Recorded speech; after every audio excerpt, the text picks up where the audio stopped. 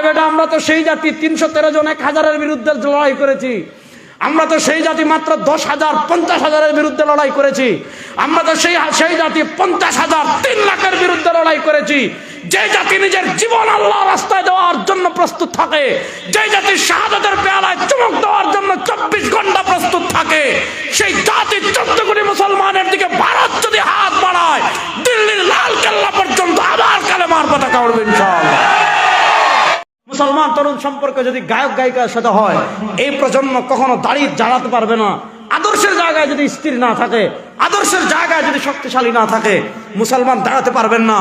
ও তরুণ, এই শতাব্দী মুসলমানদের বিজয়ের শতাব্দী, এই শতাব্দী ইসলামের বিজয়ের শতাব্দী, এই শতাব্দী কোরআনের বিজয়ের শতাব্দী। ওই ইহুদিবাদকে পায়ের তলায় পিষ্ট করে, খ্রিস্টবাদকে পায়ের তলায় পিষ্ট করে, হিন্দুত্ববাদকে পায়ের তলায় পিষ্ট করে মসজিদের সাথে সম্পর্ক করবেন তো ইনশাআল্লাহ? মসজিদ থাকবে উঁচু উঁচু। ওয়াজের আগে গোয়েন্দারা আমাদেরকে বলতো ভারতের বিরুদ্ধে কথা বলা যাবে না, শেখ হাসিনার বিরুদ্ধে বলা যাবে না, ভারতের বিরুদ্ধে বলা যাবে না। শুনেন, এই যে 18 দিনের বিপ্লব, 18 জুলাই থেকে নিয়ে 5ই আগস্ট, এই 5ই আগস্টে বাংলাদেশে শুধু আওয়ামী লীগই পরাজিত হয় নাই, বরং আওয়ামী লীগের সাথে সাথে এই দেশে ভারতের আধিপত্যবাদ পরাজিত হয়েছে। এখন তারা হুমকি দিয়ে আমাদের দেশ দখল করবে, চট্টগ্রাম নিয়ে যাবে, ফেনী নিয়ে যাবে, বিবাড়িয়া নিয়ে যাবে, সিলেট নিয়ে যাবে। আমরা বলি আসেন, আমাদের অস্ত্র নাই, আমরা অস্ত্র লাগবেও না। আমি সব জায়গায় বলেছি যে আপনারা প্রত্যেকজন এক একটা কেচি রাখবেন সাথে, আর একটা রেজার। কেচি চিনেন না? দাদাবাবুরা আসবেন, আপনাদেরকে ধরে ধরে মুসলমানি করা হবে, আর কিছু হবে না এই বাংলাদেশে। যে আমরা প্রত্যেকেই ওই যে ছোটবেলায় হাজাম, আপনারা কি বলেন, এখন তো আর নাই এগুলো, একদম আছে এখনো কম, এখন একেবারেই কম। ছোটবেলায় দেখতাম এক গ্রামে একদিন আসতো হাজাম, 7-8 জনের মুসলমানি দিত। এখন তো আর হাজামের মাধ্যমে না, এখন তো দেওয়া হয় হাসপাতালে ডাক্তারের মাধ্যমে। ওই হাজামের খুর আর ছোট ছোট কেচি নিয়ে বাংলাদেশের 14 কোটি মুসলমান প্রস্তুত আছে। যতজন আসবেন, পিটানো হবে না, হাত ভাঙ্গা হবে না, পা ভাঙ্গা হবে না, কিচ্ছু করা হবে না। যতজন আখাউড়া দিয়ে প্রবেশ করবেন অথবা সিলেটের বিয়ানীবাজারের সুতারকান্দি দিয়ে প্রবেশ করবেন, সবাইকে ধরে ধরে মুসলমানি করা হবে। রেডি আছো তো যুবকরা ইনশাআল্লাহ? শুনেন, আমরা পৃথিবীতে কোনো পরাশক্তিকে ভয় করি? আরে বেটা, আমরা তো সেই জাতি 313 জন 1000-এর বিরুদ্ধে লড়াই করেছি। আমরা তো সেই জাতি মাত্র 10,000 50,000-এর বিরুদ্ধে লড়াই করেছি। আমরা তো সেই জাতি 50,000 3 লাখের বিরুদ্ধে লড়াই করেছি। যে জাতি নিজের জীবন আল্লাহর রাস্তায় দেওয়ার জন্য প্রস্তুত থাকে, যে জাতি শাহাদাতের পেয়ালায় চুমুক দেওয়ার জন্য 24 ঘন্টা প্রস্তুত থাকে, সেই জাতি 14 কোটি মুসলমানের দিকে ভারত যদি হাত বাড়ায়, দিল্লির লাল কেল্লা পর্যন্ত আবার কালেমার পতাকা উড়বে ইনশাআল্লাহ।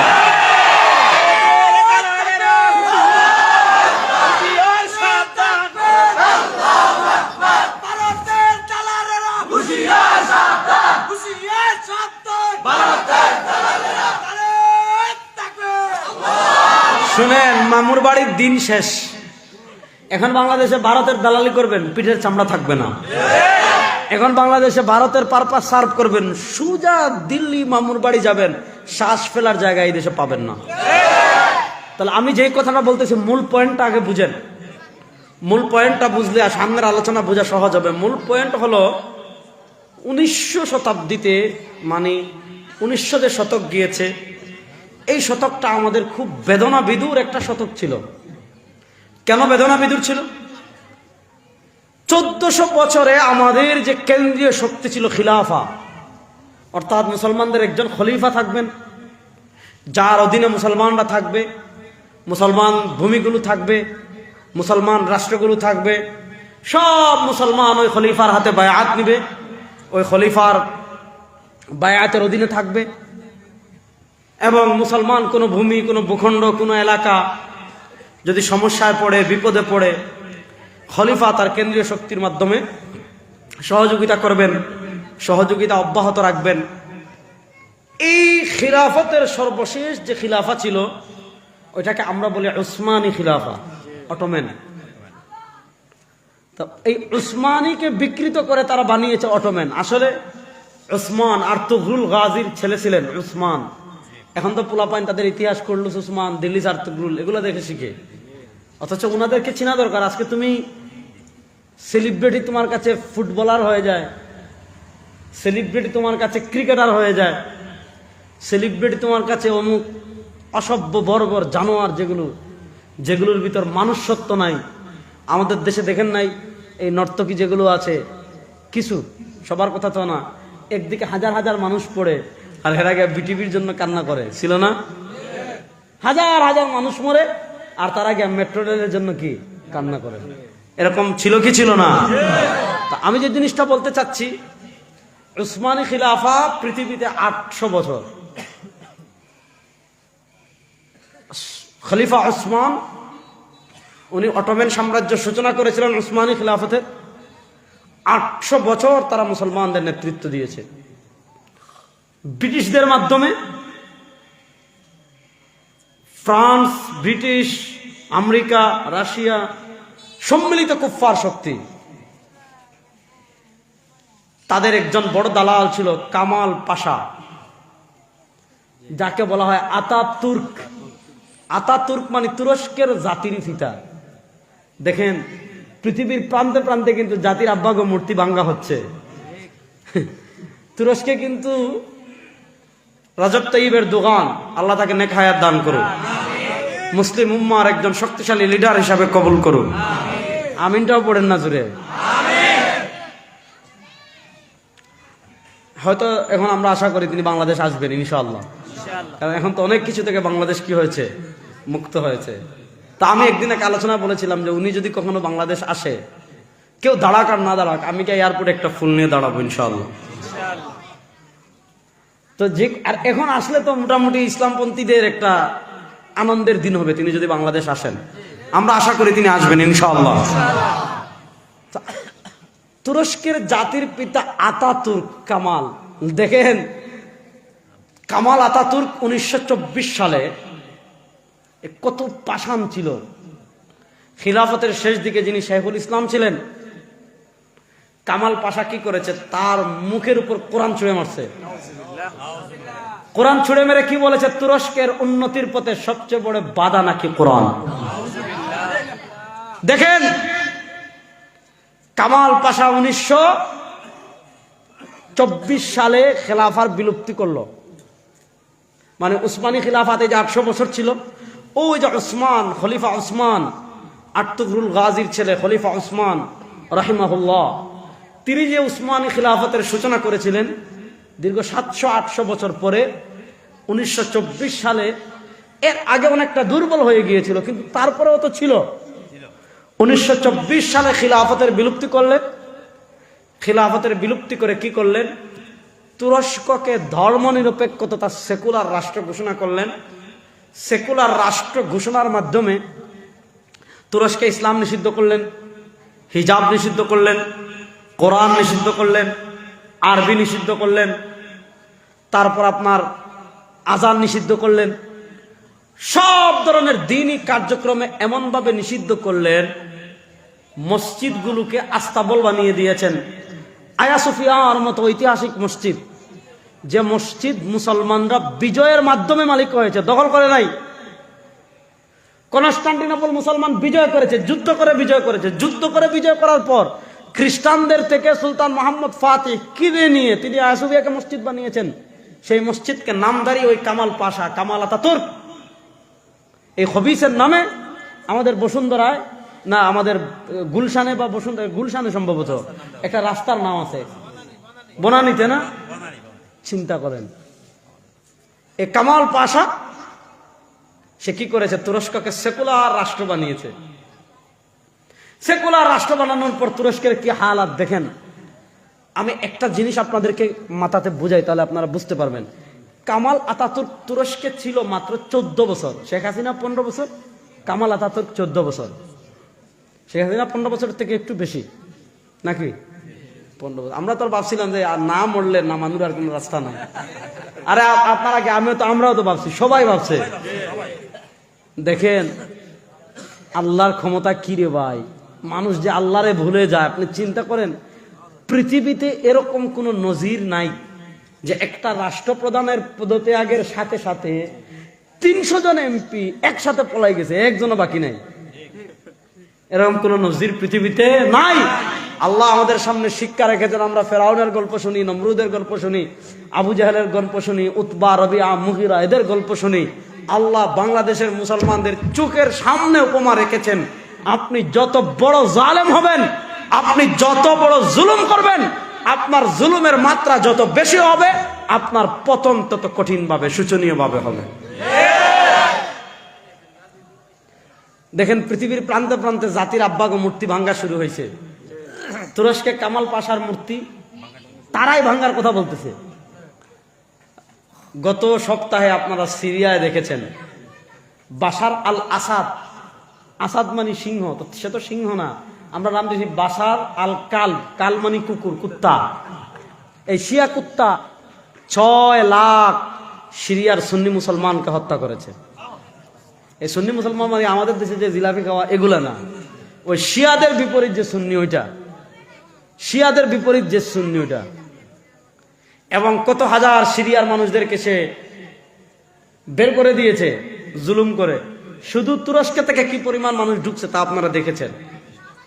জাতির আব্বার মূর্তি আমরা দেখলাম সিরিয়ায় ভাঙতেছে। ওই বাশার আল আসাদের বাপ যে ছিল সে হইল সিরিয়ার জাতির আব্বা।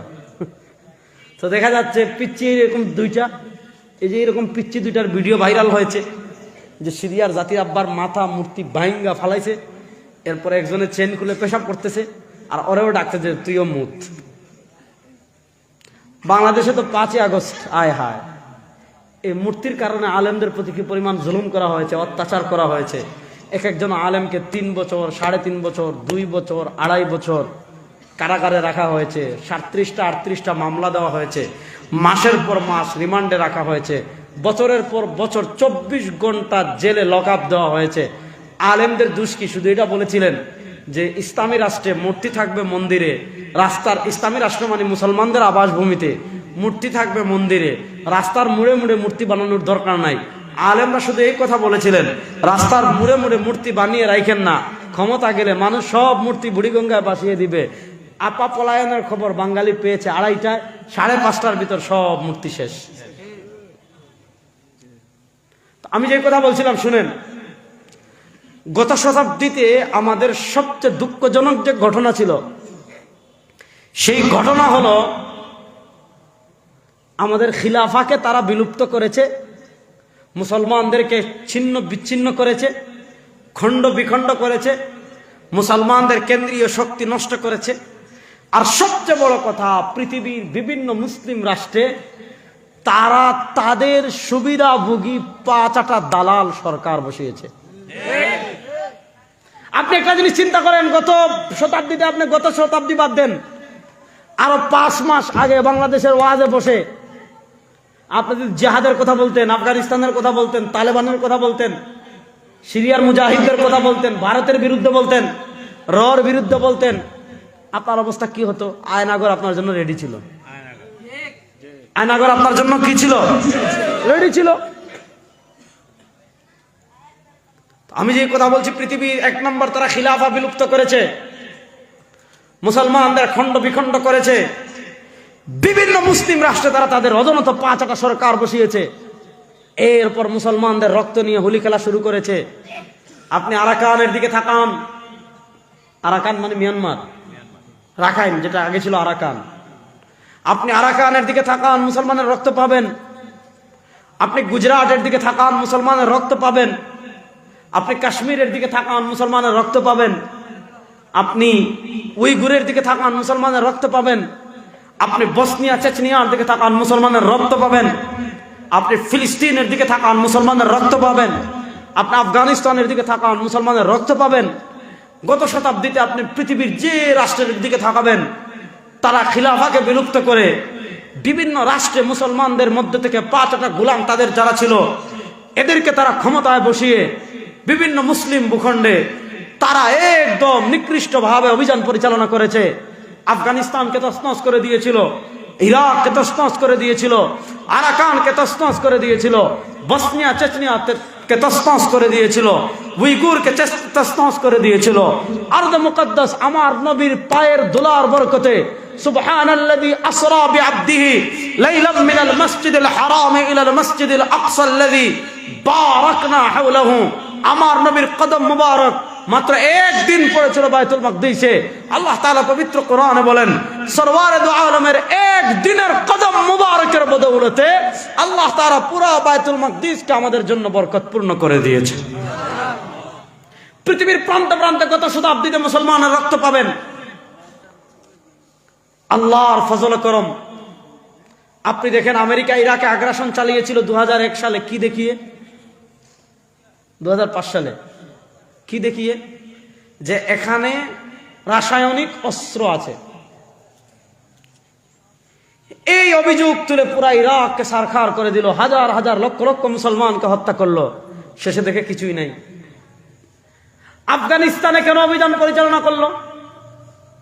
যে ওখানে তারা উসামা বিন লাদেন রাহিমাহুল্লাহকে আশ্রয় দিয়েছে। এই অভিযোগ তুলে আফগানিস্তানে কত লক্ষ মুসলমান নারী শিশুকে তারা হত্যা করেছে। আমাদের পার্শ্ববর্তী রাষ্ট্রের গুজরাটে দেখেছেন কসাই নরেন্দ্র মোদী। মুসলমানদের রক্তবন্যা বইয়ে দেওয়া হয়েছে গত শতাব্দীতে। গত শতাব্দীর আরেকটা হৃদয় বিদারক ঘটনা ঘটেছিল 1992 সালে। বাংলাদেশে আপনি এমন একটা নজির পাবেন না কোথাও মন্দির ভেঙে মসজিদ বানানো হয়েছে, আছে? বলেন না কেন কথা? বাংলাদেশের কোথাও কেউ মন্দির ভেঙে মসজিদ বানাইছে? গত শতাব্দীতে পৃথিবীর হৃদয় বিদারক একটা ঘটনা ছিল 1992 সালে ভারতের উড়িষ্যায় বাবরি মসজিদকে উগ্র হিন্দুবাদীরা, মুঘল বাদশারা যে মসজিদ বানিয়েছিলেন, সেই বাবরি মসজিদকে ভেঙে তারা উগ্র হিন্দুরা খান খান করে দিয়েছিল। তারপরে সেখানে তারা রাম মন্দির বানিয়েছে। গত বছর আপনারা দেখেছেন, গত বছরের আগের বছর কুখ্যাত গুজরাটের কসাই নরেন্দ্র মোদী সেই বাবরি মসজিদের জায়গায় রাম মন্দির আবার উদ্বোধন করেছে। শুনেন একটা মাসালা বলি, এটা মসজিদ না? মসজিদ তো। মাসালাটা বুঝেন। যেই জায়গা একবার মসজিদ হয়ে যাবে, খুব মনোযোগ, যেই জায়গা একবার মসজিদ হয়ে যাবে ওই জায়গা কিয়ামত পর্যন্ত মসজিদই থাকবে। বলেন, যে জায়গা একবার মসজিদ হয়ে যাবে ওই জায়গা কিয়ামত পর্যন্ত মসজিদই। এখন আপনি কোনো কারণে মসজিদটা এখান থেকে এখানে আনতে চাচ্ছেন, মাসালা বুঝেন। এই মসজিদটা ভেঙে একটু সরিয়ে আপনি এদিকে আনতে চাচ্ছেন। শরিয়া বলে ওই জায়গা যেহেতু আগে মসজিদ ছিল, এখন ওই জায়গা কিয়ামত পর্যন্ত মসজিদই থাকবে। ওই জায়গায় আপনি কিছুই করতে পারবেন না। যদি প্রাসাদটা, বিল্ডিংটা ভেঙে ফেলেন, এটা কাঁটাতার দিয়ে রাখতে হবে যাতে কেউ বাড়ি না বানায়, রাস্তা না বানায়, খেলার মাঠ না বানায়, ক্ষেত না করে, পুকুর না দেয়। অর্থাৎ যেই জায়গাটা মসজিদ, এই জায়গায় আপনি যাই কিছু করেন না কেন একটা মসজিদই থাকে। আপনারা বাবরি মসজিদ ভেঙে রাম মন্দির বানিয়েছেন। যে জায়গা মুসলমান একবার মসজিদ বানিয়ে ফেলে কিয়ামত পর্যন্ত এই জায়গা মসজিদ থাকবে। রাম মন্দির একটা না 20টা বানাও, বাবরি মসজিদই আমাদের কাছে থাকবে। আজ হোক কাল হোক ভারতের হাত ভেঙে যাবে, ভারত খণ্ড বিখণ্ড হয়ে যাবে, ভারত টুকরা টুকরা হয়ে যাবে। রাম মন্দির ভেঙে আবার বাবরি মসজিদ বানানো হবে ইনশাআল্লাহ। আবার বাবরি মসজিদ বানানো হবে ইনশাআল্লাহ। গত শতাব্দীতে আমরা খালি রক্ত দেখেছি, পরাজয় দেখেছি। আপনারা দেখেছেন গত শতাব্দীতে তুরস্কে মুসলমানদের রক্ত ছিল। কামাল আতাতুর্ক কি করেছে আল্লাহ। গত শতাব্দীতে আমরা দেখেছি আমাদের মাওয়ারাউন্নাহার, বুখারা, সমরকন্দ, তাশকন্দ, শাস, এরপর হলো নিশাপুর, এই যে এলাকা যেগুলো আছে, উজবেকিস্তান, তাজিকিস্তান, কিরগিজস্তান, তুর্কমেনিস্তান, যে এলাকাগুলো ইলমের শহর, ইমাম বুখারী, ইমাম তিরমিজি, ইমাম আবু মনসুর মাতুরিদি, আমাদের হেদায়াত লেখক ইমাম মারগিনানি, দারিমি শরীফের লেখক ইমাম দারিমি, ফকি আবুল্লাহ সামরকন্দি, চিকিৎসা বিজ্ঞান যাকে অনন্যভাবে আমরা স্মরণ করি, ইবনে সিনা, তিনিও কিন্তু বুখারার। আমাদের তরিকতের ইমাম বাহাউদ্দিন নাকশবন্দি রাহিমাহুমাল্লাহ সহ ইলমের যে শহরগুলো ছিল, বুখারা, সমরকন্দ, তিরমিজ, তাশকন্দ, এই শহরগুলোতে আমরা দেখেছিলাম রাশিয়ানদের আগ্রাসন। কি দুঃখজনক। আপনি জানেন বুখারার, সমরকন্দের বিভিন্ন বড় বড় যে স্থাপনাগুলো, মীর আরব মাদ্রাসা, বুখারা শহরে বিশাল মাদ্রাসা, আমি দেখে এসেছি। এটাকে তারা নাইট ক্লাব বানিয়েছে। নাইট ক্লাব বুঝেন? মানে রাত্রে আস্তাবল বানাচ্ছে। এরপর রাশিয়ানরা কি করেছে, বিভিন্ন মসজিদে ট্যাক্স লাগিয়ে দিত। এখন মসজিদের যখন ট্যাক্স, অনেক উঁচু মানের ট্যাক্স দিত, আর খেয়াল করতো মসজিদে কারা আসে, যারা নামাজ পড়তে আসে, রাত্রে এদেরকে চুপচাপ ধরে নিয়ে মেরে ফেলত। এখন দেখা যেত মসজিদ আস্তে আস্তে বিরান, আবার নামাজ হচ্ছে না, মানুষ ভয়ে আসে না, আবার মসজিদের উপর, জমিনের উপর, সবকিছুর উপর রাষ্ট্র ট্যাক্স দিচ্ছে। এখন অনেকদিন পর যারা যখন দেখলো যে কেউই আসে না, তখন তারা কি করছে, এটাকে ক্লাব বানিয়ে দিত। দেখেন ইমাম দারিমি রহিমাল্লাহর কবর আমি অনেক খুঁজেছি, ফকি আবুল্লাহ সমরকন্দের কবর আমি অনেক খুঁজেছি। আমাদের উসুল উশাসী একটা কিতাব আছে আমাদের ফিকহে হানাফির, উনার কবর, নিজামউদ্দিন শাসী কবর খুঁজেছি, এগুলো নাই। অর্থাৎ রাশিয়ানরা বুলডোজার দিয়ে গুড়িয়ে মুসলমানদের স্থাপত্যগুলো, বড় বড়গুলো তো ভাঙ্গে নাই, ছোট ছোট যা আছে সব ভেঙ্গে বসত বাড়ি বানিয়ে দিয়েছে। গত শতাব্দীতে আমরা লিবিয়ায় দেখেছি আগ্রাসন। আমরা শহীদ ওমর মুখতারের কথা জানি। গত শতাব্দীতে ভারতে দেখেছি বাবরি মসজিদ শহীদ। গত শতাব্দীতে আমরা তুরস্কে দেখেছি কামাল আতাতুর্কের আগ্রাসন। গত শতাব্দী থেকে আমরা ফিলিস্তিনে দেখছি ইসরায়েলের আগ্রাসন। গত শতাব্দীতে আমরা দেখেছি তুর্কিস্তানে রাশিয়ার আগ্রাসন। পৃথিবীর বিভিন্ন মুসলিম ভূখণ্ডে আমরা দেখেছি ওই কাফের মুশরিক বেঈমানদের আগ্রাসন। ইনশাআল্লাহ এই শতাব্দীর সূচনা লগ্নে মুসলমান পরাজয়ের বৃত্ত ভাঙ্গা শুরু করেছে, মুসলমান আধিপত্যবাদের মোকাবেলা করা শুরু করেছে, মুসলমান শত্রুদের সামনে বুক চিতিয়ে দাঁড়ানো শুরু করেছে। আলহামদুলিল্লাহ, পৃথিবীর প্রান্তে প্রান্তে মুসলমানদের বিজয় শুরু হয়ে গিয়েছে। আলহামদুলিল্লাহ বলেন। আর কিপটামি গ্রহণ করো, জোরে বলেন আলহামদুলিল্লাহ। রাশিয়ার পর গত শতাব্দীতে আফগানিস্তানে আগ্রাসন চালিয়েছিল রাশিয়া। এই শতাব্দী আমরা দেখছি, এই শতাব্দীর শুরুতে 2001 থেকে নিয়ে 2021 সাল পর্যন্ত 20 বছর আফগানিস্তানে আগ্রাসন চালিয়েছিল আমেরিকা। কি পরিমাণ জুলুম করেছে, অত্যাচার করেছে, কত লাখ মুসলমানের রক্ত তারা পান করেছে, গুণে শেষ করতে পারবেন না। এত এত মুসলমানকে তারা আমেরিকায় খুন করেছে, হত্যা করেছে আমেরিকা আফগানিস্তানে, আপনি শেষ করতে পারবেন না গুণে। আলহামদুলিল্লাহ 2021 সালে মুসলমানরা সেখানে বিজয় লাভ করেছে। না আলহামদুলিল্লাহ আসতে বলেন। আমরা রাশিয়ায় দেখছি, আমরা সিরিয়ায় দেখছি। সিরিয়া আমরা কি দেখেছি, আসাদের পরিবার 1971 থেকে নিয়ে 2024 পর্যন্ত। আমরা তোমার মুক্তিযুদ্ধের চেতনা বিক্রি করি না, 2025 এপ্রিলে এসে মুক্তিযুদ্ধের চেতনা বিক্রি করা মোটামুটি বন্ধ। শুনেন, বাশারের পিতা ছিল 1971 থেকে নিয়ে 2000 সাল পর্যন্ত সিরিয়ার মুসলমানদের ঘাতক ছিল। আর 2000 থেকে নিয়ে 2024 সাল পর্যন্ত 24 বছর ছিল বাশার আল আসাদ। আলহামদুলিল্লাহ বলেন। গত সপ্তাহে সিরিয়ার মুজাহিদরা বিজয় লাভ করেছে, আসাদ পালিয়ে গিয়েছে, জাতির আব্বার সব মূর্তি ভেঙে দিয়েছে। মুজাহিদরা ওই কিয়ামতের আগে যে মসজিদে হযরত ঈসা আলাইহিস সালাম অবতরণ করবেন, সেই মসজিদ আবার উড্ডয়ন করেছে, আবার বিজয় করেছে। সিরিয়ায় মুসলমানদের বিজয় হয়ে গিয়েছে।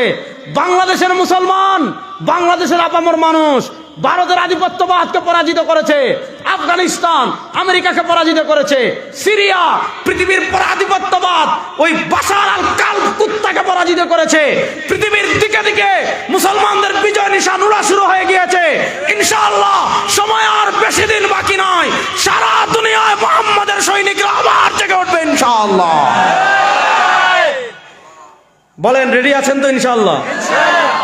আর আসতে বলেন যুবকরা রেডি আছে তো ইনশাআল্লাহ? আমরা কোন আধিপত্যবাদকে ভয় পাই।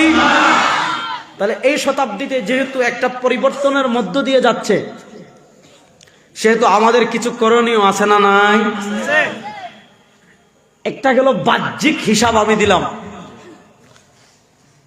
সবচেয়ে বড় ক্ষতি তারা যে জায়গাটায় করেছে, এই পয়েন্টটা একটু মনোযোগ দিয়ে বুঝবেন।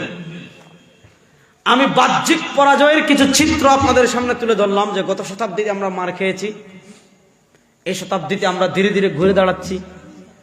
এটা ছিল সরাসরি সম্মুখ যুদ্ধ। কিন্তু আরেকটা ক্ষেত্র আছে, এটা হলো বুদ্ধিবৃত্তিক লড়াই।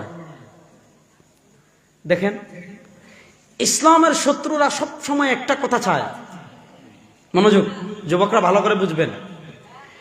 ইসলামের শত্রুরা সব সময় একটা বিষয় চায়, একটাই জিনিস চিন্তা করে, আমাদের কাছে তাদের একটাই প্রত্যাশা। সেটা কি? যে পৃথিবীতে মুসলমানদের এমন একটা প্রজন্ম তৈরি হবে, পৃথিবীতে মুসলমানদের এমন একটা সমাজ তৈরি হবে, পৃথিবীতে মুসলমানদের এমন একটা লেয়ার তৈরি হবে, পৃথিবীতে মুসলমানদের এমন একটা স্তর তৈরি হবে, যেই লেয়ার, যে প্রজন্ম, যে স্তর ইসলামের কোনো চেতনা তারা ধারণ করবে না, কোরআনের কোনো কিছু তারা ধারণ করবে না, হাদিসের কোনো কিছু তারা ধারণ করবে না, নবী করিম সাল্লাল্লাহু আলাইহি ওয়াসাল্লামের জীবনের কোনো কিছু তারা ধারণ করবে না। ইসলামটা তাদের কাছে জাস্ট একটা ফর্মালিটি থাকবে। মনোযোগ। যেমন আমাদের কাছে ঈদের নামাজ পড়া এটা একটা রুসুম। যে জীবনে নামাজ পড়ে না, যে জীবনে মসজিদে যায় না, চুরি করে, রাহাজানি করে, ডাকাতি করে, টাকা পাচার করে, সেও গিয়ে বলে আজকে ঈদ উল ফিতরের জানাজার নামাজ। বাংলাদেশের বড় নেতা যিনি পলায়ন করেছে, উনি আমাদের ঢাকা জাতীয় ঈদগাহে ঈদের নামাজের আগে বলছে যে আজকে ঈদ উল ফিতরের জানাজার নামাজ। বলছিল না যে আজকে ঈদ উল ফিতরের জানাজার নামাজ? তো আমরা যেমন ঈদ উল ফিতরের নামাজকে একটা ফর্মালিটি মনে করি, যে ঈদের নামাজটা না পড়লে কেমনে হবে। এখন দেখা যায় সুর, লাঠিয়া, বদমাশ জীবনে মসজিদে যায় না, সেও ঈদের নামাজ পড়তে যায়। ভাই বলেন না, যায় কি যায় না? যায়। একটা সাদা পাঞ্জাবি পরে। তো তারা চায় ইসলামকে এরকম বৃত্তের ভিতর রাখতে, অর্থাৎ মুসলমানদের ভিতরে এমন একটা প্রজন্ম তৈরি হবে, মুসলমানদের ভিতরে এমন একটা স্তর তৈরি হবে, মুসলমানদের ভিতরে এমন একটা লেয়ার তৈরি হবে, যার শরীরে ইসলাম থাকবে না, পরিবারে ইসলাম থাকবে না, ব্যবসায় ইসলাম থাকবে না, সন্তানদের মাঝে ইসলাম থাকবে না, শিক্ষায় ইসলাম থাকবে না, রাজনীতিতে ইসলাম থাকবে না, অর্থনীতিতে ইসলাম থাকবে না, বিচার ব্যবস্থায় ইসলাম থাকবে না, সংসদে ইসলাম থাকবে না, সিটি কর্পোরেশনে ইসলাম থাকবে না, UP member, UP city corporation মানে ইউনিয়ন পরিষদে ইসলাম থাকবে না, আপনার উপজেলায় ইসলাম থাকবে না। অর্থাৎ একটা প্রজন্ম তৈরি হবে যারা নামে হবে মুসলমান, কিন্তু ইসলামের, কোরআনের, হাদিসের, নবী করিম সাল্লাল্লাহু আলাইহি ওয়াসাল্লামের কোনো আদর্শ তাদের মধ্যে থাকবে না। এটা তারা চায়। এবং 1400 বছর আগে সরওয়ারে দু আলম সাল্লাল্লাহু আলাইহি ওয়াসাল্লাম, 1400 বছর আগে সরওয়ারে দু আলম সাল্লাল্লাহু আলাইহি ওয়াসাল্লাম আমাদেরকে ভবিষ্যৎবাণী করে গিয়েছেন। কি ভবিষ্যৎবাণী করেছেন? ইউশিকু আন ইয়াতি আলান নাসি জামান। সরওয়ারে দু আলম সাল্লাল্লাহু আলাইহি ওয়াসাল্লাম বলেন, আমার ভয় হচ্ছে। কি ভয় হচ্ছে? আন ইয়াতি আলান নাসি জামান, আমার উম্মার উপর এমন একটা সময় আসবে, আমার উম্মার উপর এমন একটা কাল আসবে, আমার উম্মার উপর এমন একটা যুগ আসবে। আমার ভয় হচ্ছে, নবী বলছেন আমার ভয় হচ্ছে, আমার উম্মার উপর এমন একটা সময় আসবে, আমার উম্মার উপর এমন একটা কাল আসবে, আমার উম্মার উপর এমন একটা যুগ আসবে, লাম ইয়াবকা মিনাল ইসলাম ইল্লা ইসমুহু ওয়া লাম ইয়াবকা মিনাল কুরআন ইল্লা রাসমুহু মাসাজিদুহুম আমিরা ওয়া হিয়া খারাবুন আনিল হুদা ওয়া উলামাউহুম শাররু মান তাহতা আদিমিস সামা। নবী করিম সাল্লাল্লাহু আলাইহি ওয়াসাল্লাম বলেন, আমার উম্মার উপর এমন একটা সময় আসবে, আমার উম্মার উপর এমন একটা কাল আসবে, আমার উম্মার উপর এমন একটা যুগ আসবে। হাদিসের শেষ দিক থেকে অনুবাদ করে আসি, নবী করিম সাল্লাল্লাহু আলাইহি ওয়াসাল্লাম বলেন, ওই সময় আমার উম্মার অবস্থা হবে মাসাজিদুহুম আমিরা, মসজিদ হবে টাইলস করা, মসজিদ হবে এসি লাগানো, মসজিদ হবে ফ্যান লাগানো, মসজিদ হবে গম্বুজ হবে বিশাল। আপনাদের কচুয়ার মানুষ বলবে, আমরা যে গম্বুজ বানিয়েছি বাংলাদেশের কোথাও এমন গম্বুজ নাই, চাঁদপুরে এত বড় গম্বুজ আর কোথাও কোথাও নাই। আপনার শাহরাস্তির মানুষ বলবে আমরা যে মিনারা দিয়েছি এমন মিনারা কোথাও নাই। আপনার রহিমনগরের মানুষ বলবে আমরা যে এই মিম্বর দিয়েছি এমন মিম্বর বাংলাদেশের কোথাও নাই। আপনার ওদিকে গেলে আপনার দাউদকান্দির মানুষ বলবে আমরা মসজিদে যে ফ্যান লাগিয়েছি এত সুন্দর ফোন মসজিদের আর কোথাও নাই। এদিকে গেলে কুমিল্লার মানুষ বলবে আমরা যে ঝাড়বাতি লাগিয়েছি এমন ঝাড়বাতি বাংলাদেশের আর কোথাও নাই। মসজিদ থাকবে, কারুকার্য থাকবে, মিনারা থাকবে, গম্বুজ থাকবে, এসি থাকবে, টাইলস থাকবে, ফ্যান থাকবে, দামি দামি কার্পেট থাকবে, দামি দামি বাতি থাকবে, দামি সাউন্ড সিস্টেম থাকবে, দামি মিনারা থাকবে, সব কিছু দামি দামি হবে। কিন্তু মসজিদের যে লক্ষ্য উদ্দেশ্য ওহিয়া খারাবুন আনিল হুদা, মসজিদের আসবাবপত্র অবকাঠামো সব কিছু উন্নত হবে।